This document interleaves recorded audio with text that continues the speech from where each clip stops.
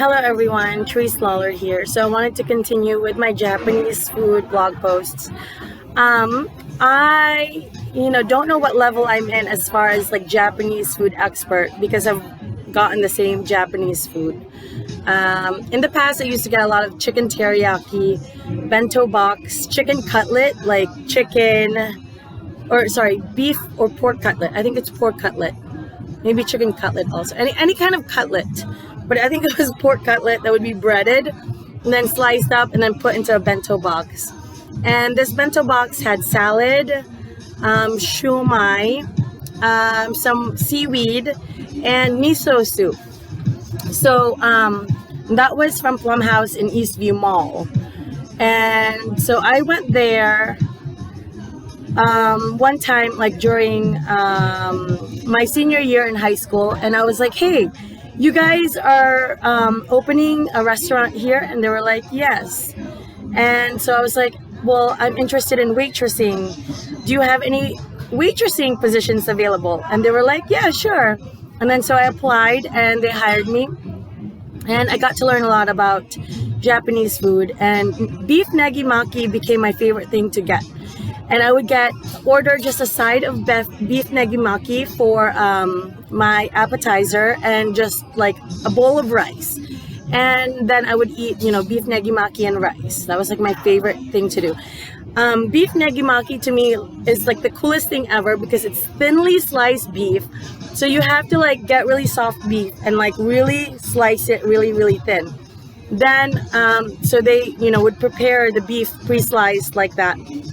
And then they would roll the beef, like scallions would be inside, and I don't know what else, but I'm pretty sure it was just scallions. And then somehow it'd be rolled, and I don't know if it was wrapped in something or if it was just like that. But I thought it was maybe wrapped with a scallion. I'm not sure how it was made, but like it was really cool presentation, and I took a lot of photos of it actually.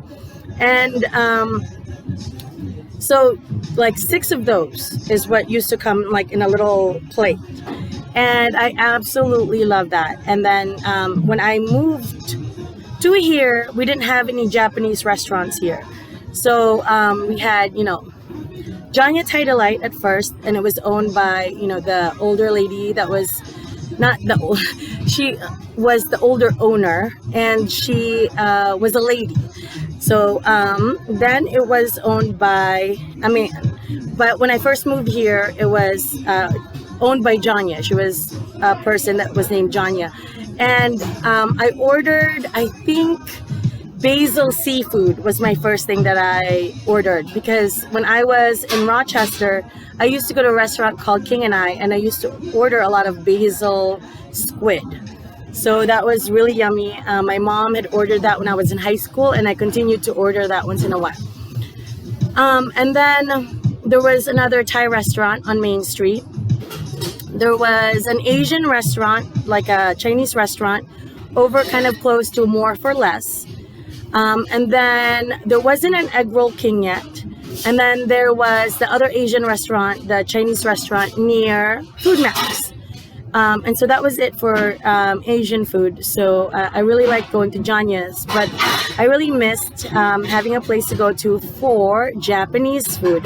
So it's cool that, now we do have a Japanese food place. And then when I went to this place, they had a beef negimaki roll.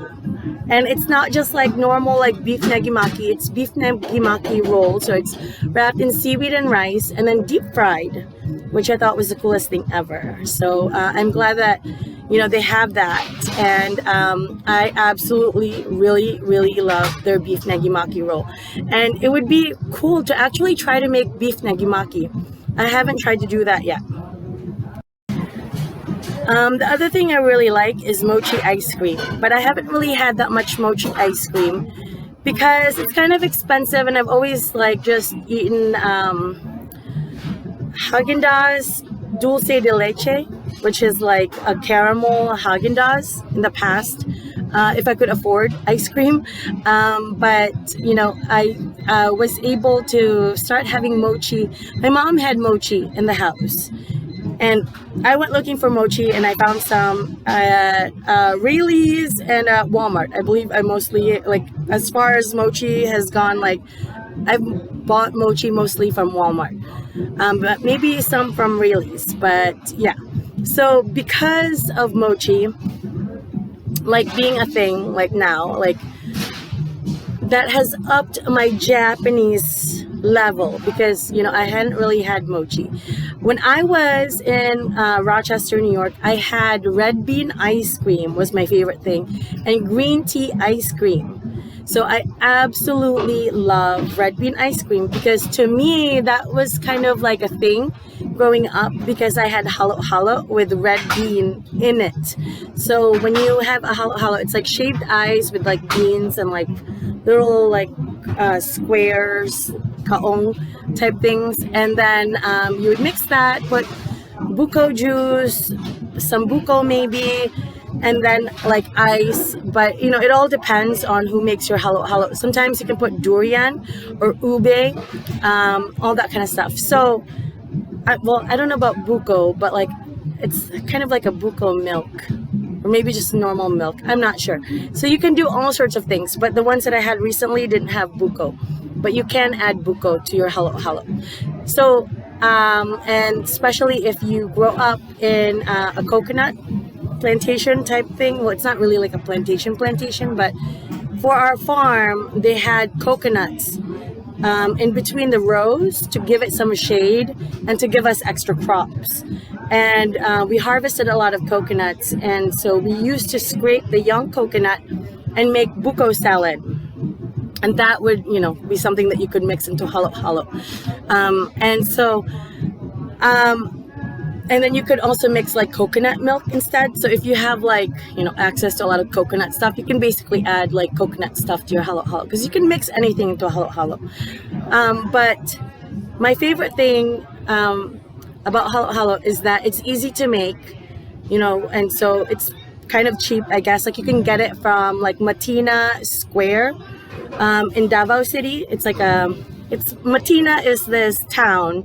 It's kind of like you kind of leave Davao and like a little bit right outside of Davao, kind of, but you're still in Davao. There's a place called Matina, and they have a halo halo place, and that halo halo place had durian and ube, and so I absolutely love the durian and ube halo halo, but I think I mostly had durian. I tried a little bit of the ube, and it's pretty good.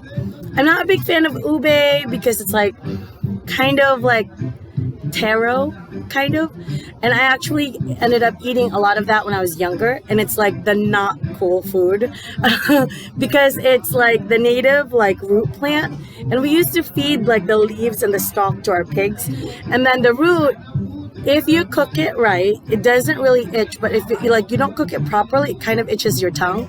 But it ended up adding a lot of starch. So you can cook like a chicken tinola type thing and add that, and it kind of adds a lot of starch and makes it heavy and stuff.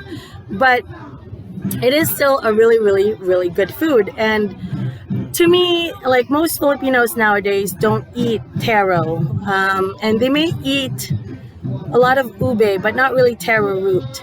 Costa Rica though eats, I think, taro somehow, or like a taro root chip maybe, or I think they also eat like yuca, cassava, I'm not sure, but there's some sort of chip that's specifically like a Costa Rican chip that they eat, that I think you also eat in the Philippines, or they used to, because you can take taro and turn it into a chip, and then that becomes like a deep fried chip, and then that becomes like your food. I'm not exactly sure what it is about the Philippines, taro, and Costa Rica. I think there's some sort of connection somehow for me, but I'm not really sure exactly how that all is connected, because not a lot of Filipinos nowadays eat taro. The reason is because we don't have like a whole jungle of taro.